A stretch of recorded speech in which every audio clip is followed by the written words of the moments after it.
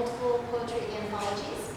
She hosted a popular Walnut Creek poetry series for 3 years and is the editor of Strictly East, a free newsletter to East Bay poets about events. So please welcome Debralee, Pagan.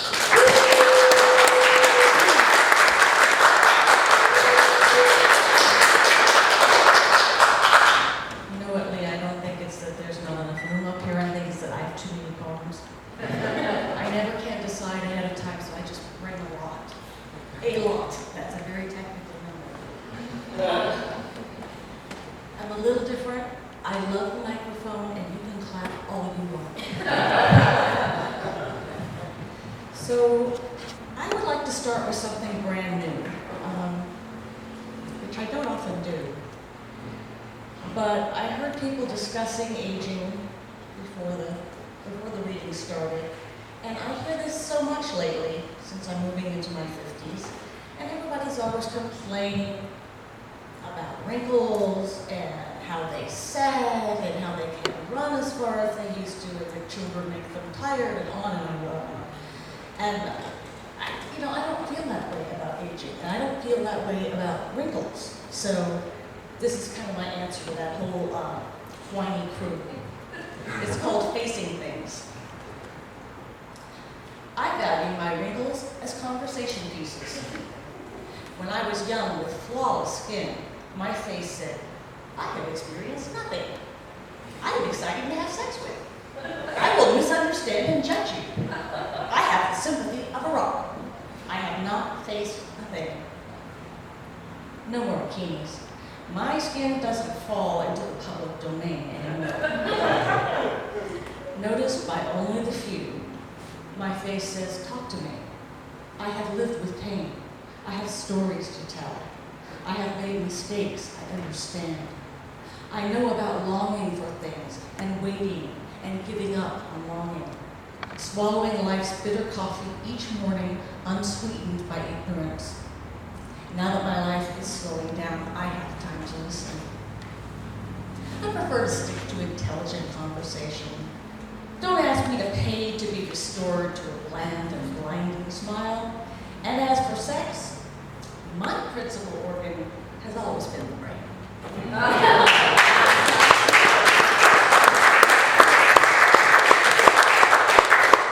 You don't have to clap, but you certainly don't have to restrain yourself.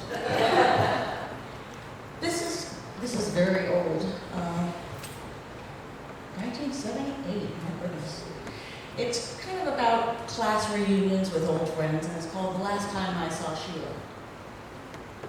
Well, my dear, she's dyed her hair. Yes, really.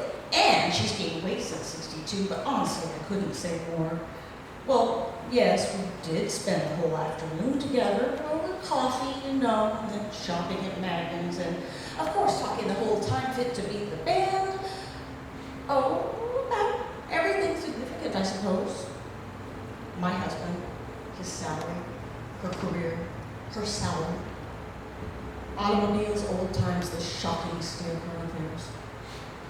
But of course, it wasn't like old times, so I just don't know what I can tell you. You see, the last time I saw Sheila, neither of us was there.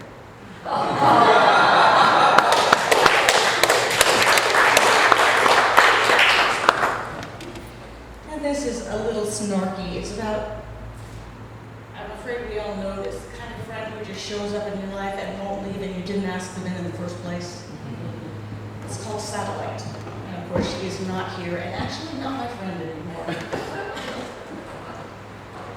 I don't remember how I picked her up, but she adheres to me like cat hair to a carpet, interrupting my quietude with her tales of minor misery.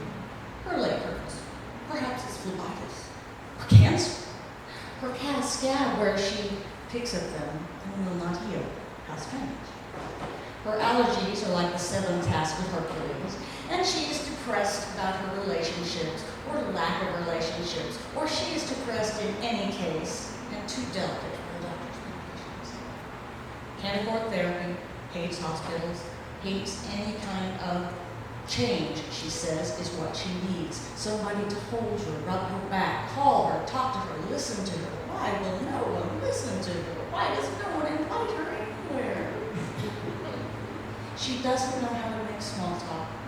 She has no other subjects. She adheres to me like cat hair to a rug, and like a rug I lie and listen, thinking of vacuum cleaners, wishing I were a lint brush, wanting to tell her life is chronic and terminal, but saying only, it hurts. I know, it hurts.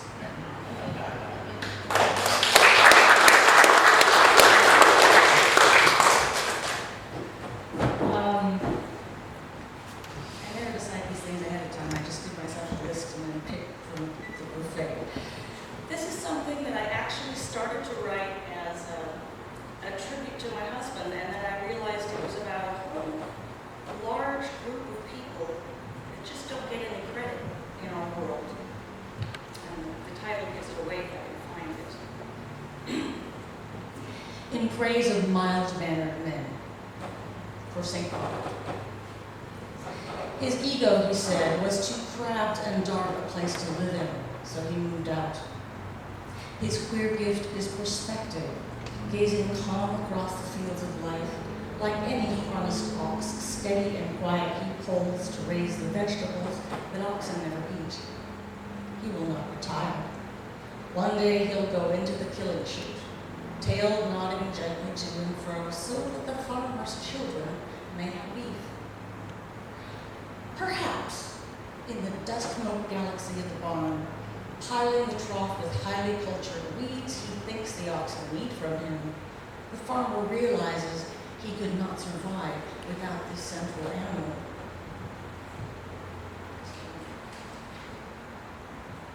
The moon does not require the tides it orders, but the fisherman is ordered by the tides.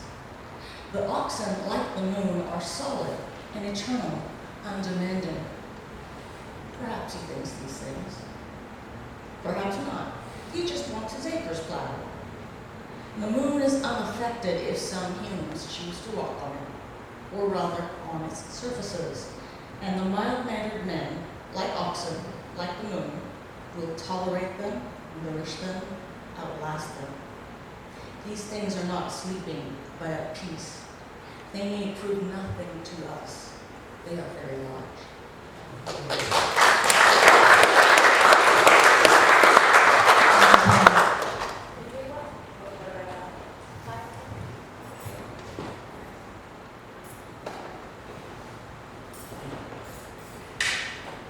I just love the part where you sit at home with a stopwatch and time everything you're doing. So much fun.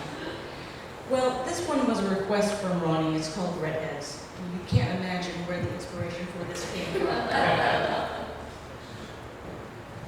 Redheads. It is not a color scheme. It is fervent as heated stones, passionate as political argument. It zigzags on the road and thumbs its nose. All redheads are going to hell, because that's where all the best men will be.